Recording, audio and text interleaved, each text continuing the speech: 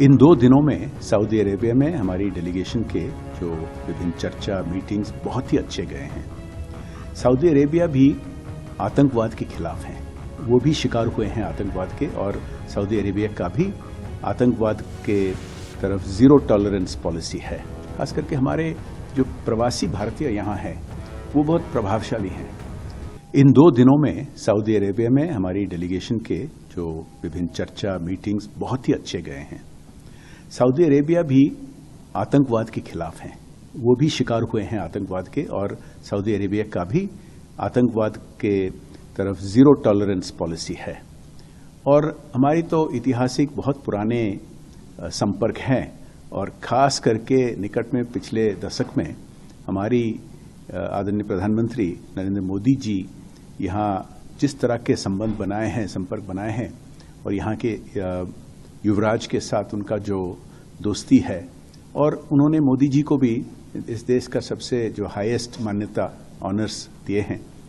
और मोदी जी यहाँ थे जब अप्रैल 22 तारीख को ये आतंकवाद हिंसा पहलगाम में हुआ, और दोनों देश मिलकर जो स्टेटमेंट इशू किए थे वहाँ बिल्कुल कहा गया कि ज़ीरो टॉलरेंस है टेररिज्म के लिए, और ख़ास करके क्रॉस बॉर्डर टेररिज्म जो पाकिस्तान समर्थन करके, ट्रेन करके, फाइनेंसिंग करके भेजता है भारत की तरफ।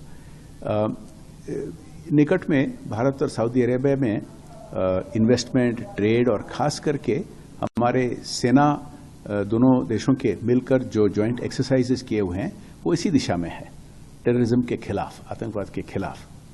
और हमारा जो नया नॉर्मल, हमारी नई नीति कि हम और नहीं सहेंगे। जब भी पाकिस्तान ऐसा हमला करेगा हमारे पर, आतंकवादियों को भेजकर, हम रोक ठोक मुंह तोड़ जवाब देंगे और उनको महंगा पड़ेगा। ये बात हमने किए हैं सऊदी अरेबिया में नेताओं के साथ, थिंक टैंक्स, मीडिया के साथ, और खास करके हमारे जो प्रवासी भारतीय यहाँ हैं वो बहुत प्रभावशाली हैं। वो सबसे बड़े जो फॉरेन ग्रुप यहाँ रहते हैं, प्रवासी, वो सबसे बड़े ग्रुप है, और बहुत सक्सेसफुल हैं। इनका इन्फ्लुएंस भी ऐसा चर्चा हुआ है। हम विभिन्न विषय पर डिस्कस किए हैं आतंकवाद को काउंटर करने के लिए। एक विषय ऐसा है कि पाकिस्तान पर फाइनेंशियल मॉनिटरिंग होनी चाहिए, क्योंकि वो जो उनको मदद करते हैं, जिस तरह की आर्थिक सहायता मिलता है उनको IMF से या सऊदी अरेबिया से, कहीं से भी, वो उसको विकास के लिए नहीं लगाते हैं, शिक्षा के लिए नहीं लगाते हैं, लेते हैं उस कारण के लिए, लेकिन लगाते हैं आतंकवादियों को आगे बढ़ाने के लिए।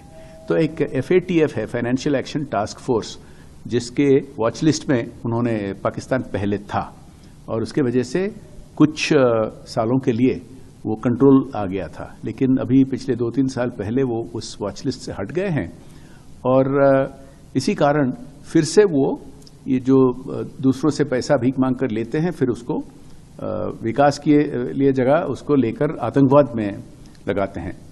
तो इस पर भी चर्चा हुआ है कि पाकिस्तान को दोबारा ऐसा वॉच लिस्ट में डालना चाहिए।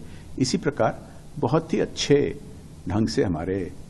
अगर आप ये वीडियो YouTube पर देख रहे हैं तो हमारे चैनल को सब्सक्राइब कर बेल आइकन दबाएं, और Facebook पर देख रहे हैं तो हमारे पेज को लाइक करें। अगर आप ये वीडियो YouTube पर देख रहे हैं तो हमारे चैनल को सब्सक्राइब कर बेल आइकन दबाएं, और Facebook पर देख रहे हैं तो हमारे पेज को लाइक करें।